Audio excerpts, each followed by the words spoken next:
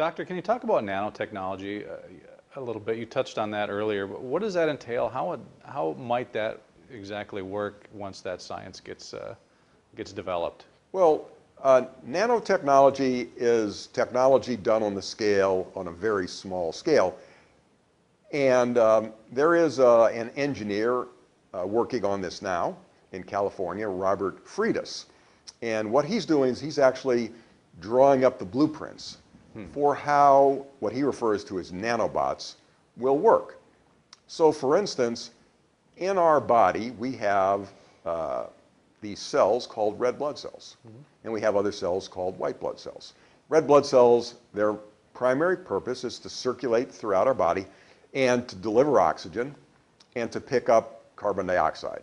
And so it takes the oxygen from our lungs, delivers it to our tissues, picks up carbon dioxide, delivers it to our lungs to be exhaled out.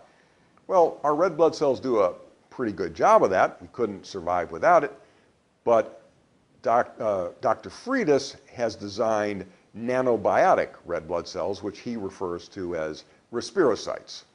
And with just 1 ounce of these respirocytes injected into our bloodstream, these could circulate through the body and deliver all of the oxygen that we need for a matter of a couple of hours. So let's look at some practical applications. You want to go scuba diving. No longer do you need a scuba tank and all this gear. You just take an injection of the respirocytes, and now you can go and have an ample supply of oxygen for a couple hours. Let's take an example of someone who wants to run a marathon.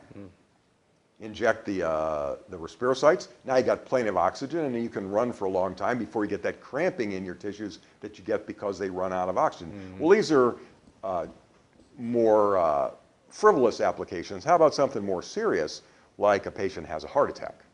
Now their heart stops. We don't have a very good method for delivering oxygen to the tissues. We do CPR, which does, not a great job of that. How about if as soon as someone had a heart attack, their heart stopped, cardiac arrest, the paramedics on the scene were able to give an injection of these respirocytes. Now they circulate throughout the body. They deliver oxygen to the brain and all the other vital organs.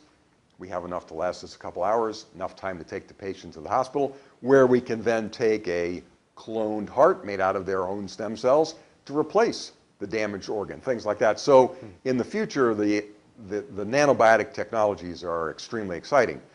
Similarly, our white blood cells, one of their main functions is to identify invaders, bacteria, viruses, parasites, cancer cells. They have